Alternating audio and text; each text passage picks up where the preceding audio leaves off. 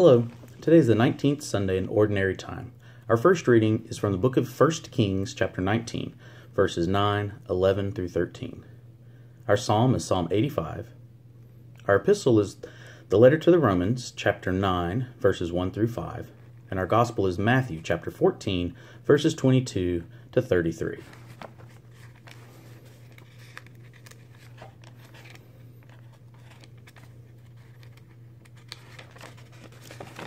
When I was a kid, my parents were missionaries in South Korea. We went over there when I was 5, and they retired from the field when I was 15. But we weren't in Korea for 10 straight years. The way they did it was that you would be there for 4 years in the field, and then you would spend 1 year in America. Now, as far as I could tell back then, the reason for the year-long furlough was to let your nervous mother recover from living abroad, and to make the kids change schools a few more times. But also, of course, the purpose of the year-long furlough was to preach the missionary circuit.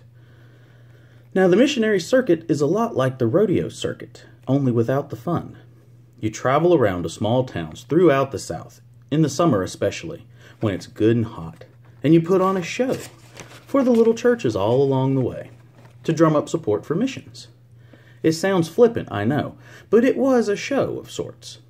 It starts with Sunday school early on Sunday morning. Sunday school is a wonderful institution at Southern Baptist churches.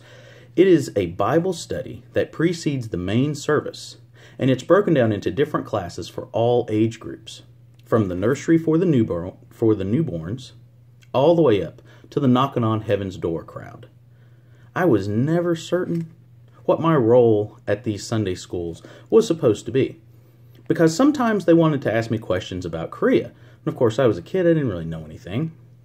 But sometimes they tried to just have their regular lesson, which was impossible because all the kids couldn't really pay attention since they were always befuddled with the fact that I was from Korea, but I didn't look Korean. You get that a lot, actually, even among adults. But right after Sunday school was the main church service of the day.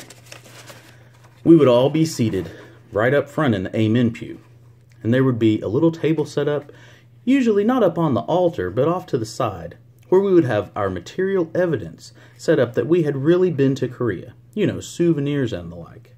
One of those gourds that the Buddhist monks are always beating on, and that crazy drinking game they play where you throw the sticks up in the air and it means something. And there'd be a slideshow set up for after lunch, with photos of all the sights of Korea. All the scenes of churches being built, worship services going on, all the photos that people would want to see to show all the good work being done. And those of us who were still young enough and small enough to be wrangled by our parents would be dressed in traditional Korean garb. Hanboks, they're called. They are very beautiful clothes. Kind of cool to wear, unless you're in rural Mississippi in July, and then if you're wearing a hanbok, you're just hot and weird. And then the preacher would introduce the missionary family, and we would stand up and turn to the congregation. Sometimes they would tell everybody's name, and they would mention how after church there would be a meet and greet line up front, where you can come and say hi to the missionary family. Tell them how much God appreciates what they're doing, how much you appreciate what they're doing. And then you can pinch their cheeks, especially on the kids, to make sure that they're real. And then we'll have a potluck, followed by Reverend Hester's slideshow presentation.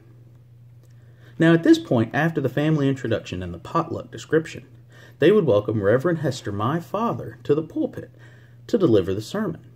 And he would invariably preach about our gospel reading today, or as we all came to know it, the Get Out of the Boat sermon. Now my father is an excellent preacher, and I really do like his sermons. And the first 5 times that I heard about Peter having the courage to get out of the boat and do something amazing for the Lord, it was great. But by the 25th time, we could all recite it with him, which it turns out is a really good way to get my mother to jab you in the ribs. A jab usually followed by a pinch and the ever ominous, "Wait till we get to the car, young man," through clenched teeth, of course. Now, I can't give the Get Out of the Boat sermon here today, because a good Southern Baptist sermon lasts about 30 minutes, but it really is a good one. However, for the sake of Catholic brevity, I would like to talk about Peter for just a minute borrowing, of course, some of the elements of the Get Out of the Boat sermon. You see, Peter is one of my favorite disciples because he's so much like us. He's so typically human. In our gospel today, we find the disciples in a boat at sea, and a storm comes up. The boat is being buffeted this way and that way by the waves and the wind. And suddenly, the disciples see Jesus walking toward them on the water. And they were afraid. They thought it was a ghost. And Jesus tells them, "It is I. Do not be afraid." And Peter, poor old Peter, doesn't seem to really believe it, because he tells Jesus that if it's really you, Lord, you should tell me to walk on the water too. Now, I don't know about you. I haven't seen too many people walking on top of the water. But if I did see one and he told me that he was Jesus, I don't know that my first response would be to tell him to tell me to do it too.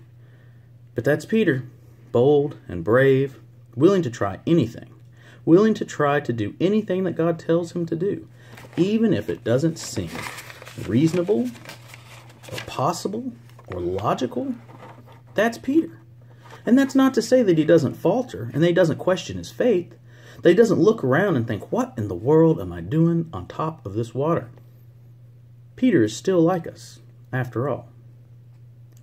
Because don't we do that very same thing when Jesus comes to us and asks us to do something, when he asks us to get out of the boat? We think, what about all this wind out here? What about all these waves? What about density versus buoyancy? What about water displacement and gravity and the fact that I can't swim? What about all the reasons why I can't do this? And it's so much easier for us to fight God's call to get out of the boat than it was for Peter. I mean, Jesus told him face to face, "Okay, smarty pants, get on out here on the water." But it is very rarely like that for us. Jesus isn't usually physically in front of us walking on water and telling us to do it too. Usually our Lord comes to us like he came to Elijah in the first reading today. God didn't come to Elijah in the great rushing wind. God wasn't in the earthquake. And God wasn't in the fire for Elijah. The tiny whispering sound. The tiny whispering sound was how God came to Elijah, and that's how he comes to us many times. And that makes it easy to miss, easy to ignore, easy to talk our way out of, easy to convince ourselves that what we thought we heard in the tiny whisper couldn't have been right, that we must have heard it wrong, because I can't do that. It's not possible. Or logical. It's not reasonable. I can't do it. And we ignore the whispers. And sometimes the whispers are small and simple, like talking to someone that you normally don't, or inviting a coworker to church while you're talking around the coffee machine or water cooler, or speaking up when someone makes a racist joke or a sexist joke or a culturally insensitive joke, or maybe talking to the soccer parent that you carpool with about maybe carpooling the kids to youth group too. Sometimes, though, the whispers are for big things: to teach a Bible study, to volunteer at the Catholic Action Center, to go to adoration more regularly, to support a refugee family, to bury the hatchet with an enemy. Big changes of heart that can only happen in any of us with God's grace and direction. Whispers that can get drowned out in the rhetoric and bluster we sometimes hear from people who are responding to the whisper that they heard, or the rhetoric and bluster from people who don't agree with the whisper that someone else heard. The tiny whisper of the Lord. For it's the tiny whisper of the Lord that tells our leaders to welcome everyone, to accept people for who they are and where they are. A tiny whisper that tells our leaders to implement church teachings compassionately. A tiny whisper that says, build a bridge. And similar to Peter's concerns about the water, it is our voices, sometimes quite loud voices, that want to question the how and worry about all the reasons why we can't, or how we need to worry about if welcoming signifies acceptance, or if there is a large evil political agenda at work. It is our voices worrying about how this will look to others, worrying about how we don't really know what applying these particular teachings compassionately and pastorally means, worrying over if we are undermining the spirit of the magisterium, or contradicting the catechism, or ignoring the book of Leviticus, or how much sin is too much sin, and through it all the noise from both sides, we all drown out the little whisper. We all forget the little whisper of the Lord. The little tiny whisper saying, get out of the boat. Get out of your comfort zone. Love as Jesus loved. Welcome as Jesus welcomed. Don't worry about what seems impossible or illogical or unreasonable. Jesus won't ask us to do anything that he won't help us do. Trust in Jesus. Don't be afraid. Get out of the boat and do something amazing for the Lord.